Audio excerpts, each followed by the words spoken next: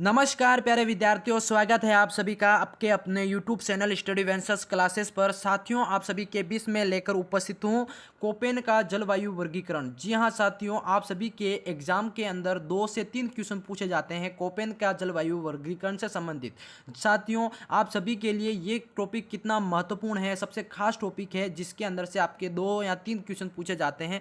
तो विद्यार्थियों, आज की क्लास के अंदर जो भी विद्यार्थी BSTC 2025 जेल प्रहरी एंड आपका चतुर्थ श्रेणी 2025 की तैयारी कर रहे हैं, उन सभी विद्यार्थियों के लिए ये टॉपिक काफ़ी ज़्यादा महत्वपूर्ण हो जाता है मेरे प्यारे साथियों। तो क्लास को पूरी देख लेना। आपका कोपेन का जो जलवायु वर्गीकरण है, इसको संपूर्ण रूप से मैं आपको पूरी तरह से संपूर्ण से विस्तृत में आपको समझाने वाला हूं और आसानी से आपको मात्र 10 से 15 मिनट के अंदर आपको समझ में आ जाएगा कि पूरा जलवायु वर्गीकरण क्या है। ठीक है, तो क्लास को पूरी देख लेना। आपके 2 से 3 क्वेश्चन इसमें कंप्लीट हो जाएंगे, आपका इसमें से एक भी नंबर नहीं कटने वाला है। ठीक है, क्लास को पूरी देखना, एंड तक देखना। चैनल पे नए तो चैनल को सब्सक्राइब कर लेना। तो चलिए शुरू करते हैं आज की ये क्लास। देखो, सबसे पहले अपन बात करने वाले प्यारे साथियों जलवायु वर्गीकरण है ना, कोपेन का जलवायु वर्गीकरण, इसको अपन विस्तृत रूप से जानेंगे। देखो, धीरे धीरे अपन स्टेप बाय स्टेप इसको समझेंगे। देखो मेरे प्यारे साथियों, व्लादिमीर कोपेन ने 1918 में राजस्थान को 4 जलवायु प्रदेशों में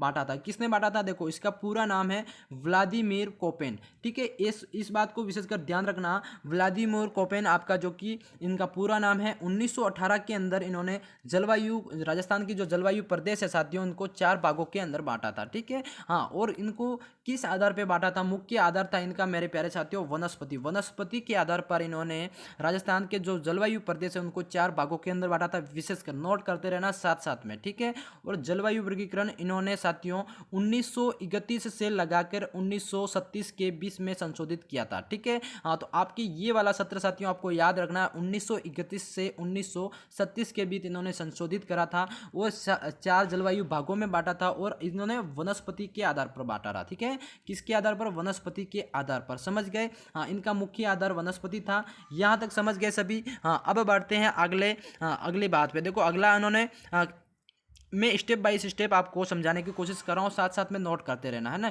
कोपेन के अनुसार वनस्पति के द्वारा किसी स्थान पर जो वर्षा है और उसके तापमान के प्रभाव को मतलब ज्ञात किया जा सकता है। ठीक है, इन्होंने वर्षा और जो तापमान है उसके प्रभाव को ज्ञात किया जा सकता है इनके वनस्पति के किसी भी स्थान पर।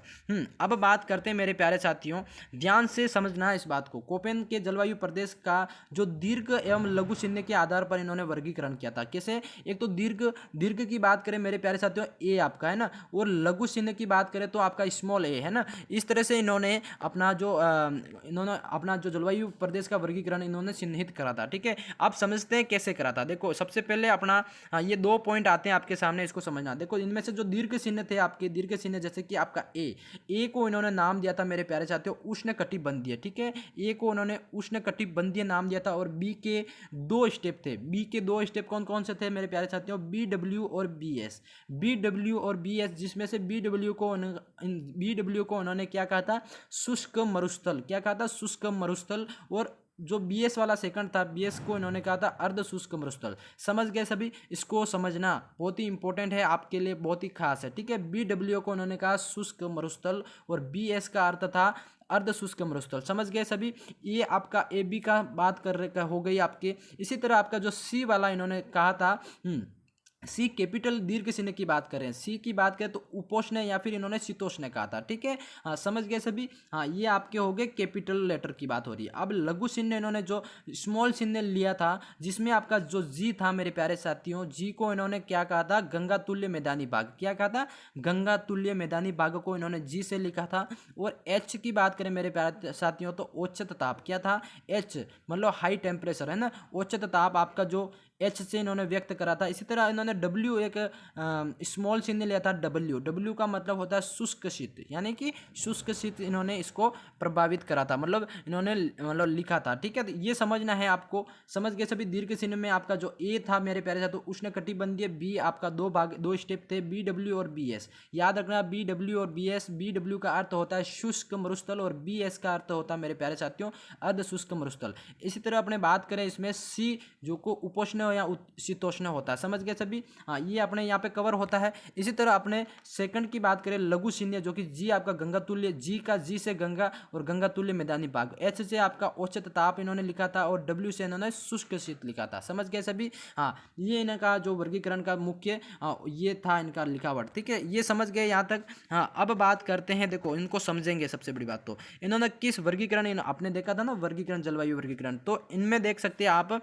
किस तरह से इन्होंने वर्गीकरण करा था। देखो आपका सबसे पहला आता मेरे प्यारे साथियों ये वाला भाग, ये वाले भाग को इन्होंने लिखा था BWH, है ना, ये लिख दिया आपके सामने BWHW। ठीक है, ये आपके सामने आ गया। इसी तरह आपका इन्होंने सेकंड भाग ये वाला करा था, जिसको इन्होंने BS से लिखा था। किससे? BS। समझ गए, BS, BW और BS, है ना, आपका जो B वाला पार्ट था। हाँ, इसी तरह आपका जो सेकंड भाग, थर्ड भाग इन्होंने जो करा था मेरे प्यारे साथियों, आपके सामने है CWS। ठीक है, ये आपका C वाला भाग, थर्ड भाग आ गया। इसी तरह इन्होंने साथियों, मेरे प्यारे साथियों, अगला आपका था ये वाला, अगला ये गंगा मैदानी तुल्य भाग था, और ये अगला था आपका AW। कौन सा था? AW वाला। इसी तरह आपके सामने थे फर्स्ट, सेकंड और ये आपका थर्ड, 1 2 3 और आपका ये 4। इन्होंने इस तरह इन्होंने राजस्थान का जो 4 भागों में, राजस्थान की जलवायु को 4 भागों में इन्होंने वर्गीकृत करा था। ठीक है, समझ गए।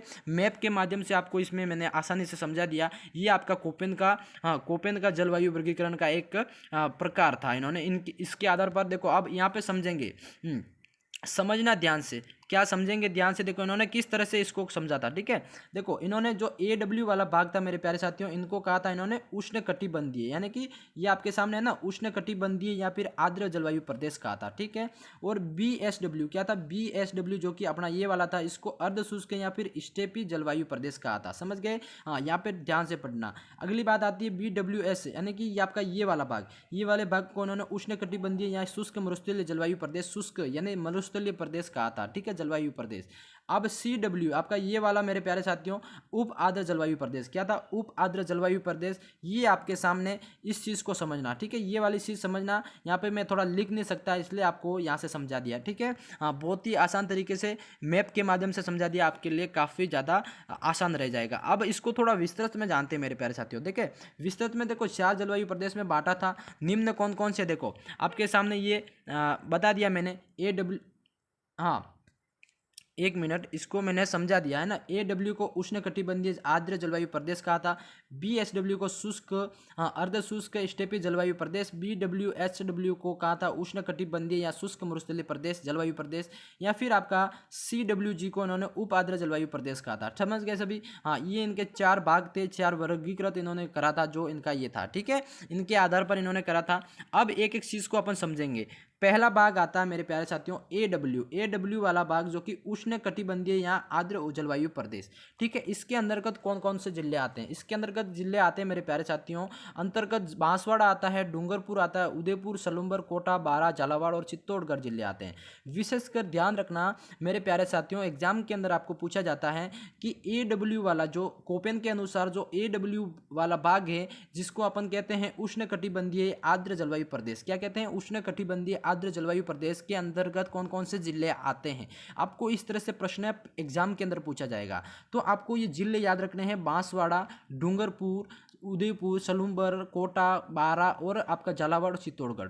ठीक है, हाँ, और आपको अगर किसी भी एक जिले का नाम दे दिया जाए, बांसवाड़ा, डूंगरपुर या चित्तौड़, कोटा, ये किसी का भी नाम दे दिया जाए कि ये कौन से आपके कोपेन के अनुसार किस भाग के अंदर आता है, तो ये आपको याद रखना है। ठीक है, समझ गए सभी। ये विशेषकर आपको याद रखना है। आपके सामने जिलों के नाम है, आसानी से आप इसको याद कर सकते हैं। अगला आपका आता है सारे साथियों AW की जो जलवायु प्रदेश की विशेषता थी। क्या क्या विशेषता थी? जलवायु प्रदेश में आपकी ग्रीष्म ऋतु में जो भीषण गर्मी पड़ती थी, क्या ग्रीष्म ऋतु के अंदर भीषण गर्मी पड़ती, और औसत वर्षा साथियों 80 से 90 सेंटीमीटर से अधिक होती है। किसने? 80 से 90 सेंटीमीटर से अधिकतम वर्षा होती है। समझ गए सभी, इस बात को ध्यान रखना। अगली बात करते हैं मेरे प्यारे साथियों, इसमें सर्दी में अधिक ठंड और सर्दी का औसत तापमान आपका 18 डिग्री सेंटीग्रेड से ऊपर रहता है, और सर्दी में शुष्क हवाएं चलती है।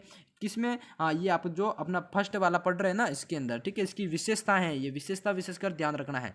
अगली बात करते हैं, यह क्षेत्र उष्णकटिबंधीय घास के मैदानों और आपके सवाना प्रदेश की समानता रखते हैं और मानसूनी पतझड़ वन पाए जाते हैं। किसमें? मानसूनी पतझड़ वन पाए जाते हैं इसके अंदर। ठीक है, अगली बात करें मेरे प्यारे साथियों तो इसमें आपके अति आर्द्र और आर्द्र एवं उप आर्द्र जलवायु होती है। कैसी? दो आर्द्र, अति आर्द्र और आर्द्र। ठीक है, और उप आर्द्र जलवायु प्रकार, जो जलवायु का प्रकार पाया जाता है। अब जलवायु राजस्थान के दक्षिण तथा दक्षिणी पूर्वी भाग में मिलती है। इस प्रकार की जो जलवायु साथियों राजस्थान के दक्षिण और पूर्वी भाग के अंदर मिलती है। इसका जो प्रतिनिधि वाला जिला मेरे प्यारे साथियों विशेषकर आपका बांसवाड़ा हो जाएगा। कौन सा? बांसवाड़ा। याद रखना, बहुत ही इंपॉर्टेंट है। ये आपको मैंने आसान तरीके से समझा दिया। अपन ने स्टेप फर्स्ट से कंप्लीट कर दिया। राजस्थान का जो इन्होंने वर्गीकरण का फर्स्ट भाग पढ़ लिया। अब अपने बात करते हैं मेरे प्यारे साथियों, अगला है आपका BSHW, जो कि आपका अर्ध शुष्क या फिर स्टेपी जलवायु प्रदेश। ठीक है, इस प्रदेश के अंदर आपके कौन कौन से जिले आते हैं? एक तो बाड़मेर आता है, बालोतरा, जैसलमेर और सांसौर, जालोर, पाली, जोधपुर ग्रामीण मेरे प्यारे साथियों, जोधपुर, नागौर, आपका फ्लोदी, डिडवाना, कुचामन, चूरू और झुंझुनू और आपका सिक्कर और नीम का थाना, सिरोही और ब्यावर, अजमेर आदि जिले आते हैं। कौन कौन से? ये आपके सामने बता दिया मैंने। ये आपके प्रमुख जिले हैं जो कि आपके BSHW जो कि अर्ध शुष्क या फिर स्टेपी जलवायु प्रदेश के अंदर आते हैं। इसमें भी आपको सेम क्वेश्चन पूछा जाएगा कि आपके निम्न में से ये जिले हैं, ये जिले आपके कौन से जलवायु प्रदेश के अंदर आते हैं कोपेन वर्गीकरण के हिसाब से। तो मेरे प्यारे साथियों, आपका ये अर्ध शुष्क या स्टेपी जलवायु प्रदेश के अंदर आते हैं, जिसको अपन दर्शाते हैं BSHW, जो कि आपका सेकंड आपका जलवायु वर्गीकरण हो जाएगा। समझ गए सभी? इस चीज़ को विशेषकर ध्यान रखना, यहाँ से ही आपके प्रश्न अक्सर पूछे जाते हैं। अब इसकी प्रमुख विशेषता क्या क्या साथियों? प्रमुख विशेषता की बात करें, आपके सामने विशेषता है तो इस जलवायु प्रदेश में गर्मी के मौसम में अधिक वर्षा नहीं होती है। जो गर्मी होती है, गर्मी के मौसम में अधिक वर्षा नहीं होती है। वर्षा का औसत इसमें सिर्फ आपका 20 से 40 सेंटीमीटर रहता है। पहली विशेषता आपकी ये रह जाएगी। अगली बात करें मेरे प्यारे साथियों इसमें, तो आपके सामने आपके सामने इसमें अर्ध शुष्क जलवायु होती है। ये कौन सी जलवायु है? अर्ध शुष्क जलवायु होती है। इसमें स्टेपी प्रकार की वनस्पति पाई जाती है। कौन सी वनस्पति पाई जाती है? स्टेपी प्रकार की। यहाँ कांटेदार झाड़ियाँ और घास के मैदान भी पाए जाते हैं। कौन कौन से कांटेदार झाड़ियाँ और घास के मैदान पाए जाते हैं? यह सबसे बड़ा जलवायु प्रदेश है। कौन सा? अगर आपको पूछा जाए कोपेन के अनुसार, किसके अनुसार? कोपेन के अनुसार सबसे बड़ा जलवायु वर्गीकरण जलवायु प्रदेश कौन सा हो जाएगा? तो मेरे प्यारे साथियों, आपका जो सेकंड नंबर का अपन कौन सा पड़ा? हाँ, सेकंड नंबर का आपका कौन सा हो गया? देखो ये वाला BS वाला। ध्यान रखना, सबसे बड़ा जलवायु प्रदेश है आपका। एग्जाम के अंदर पूछा जाए तो आपको लगाना है यहाँ पे BHW, जो कि जिसको अपन क्या लिखते हैं? जलवायु प्रदेश की, इसको अपन लिखते हैं मेरे प्यारे साथियों, आपके सामने 10 बार बता दिया मैंने, अर्ध शुष्क या फिर स्टेपी जलवायु प्रदेश, जो कि सबसे बड़ा जलवायु प्रदेश है। समझ गए सभी? इसकी विशेषता यहाँ पे अपन ने पढ़ी। हाँ, जो इसका जो प्रतिनिधि वाला जिला है मेरे प्यारे साथियों, वो आपका हो जाएगा नागौर। सबसे रिप्रेजेंट करने वाला जिला नागौर हो जाएगा। विशेषकर ध्यान रखना, फर्स्ट का बांसवाड़ा था, दूसरा आपका नागौर हो जाएगा।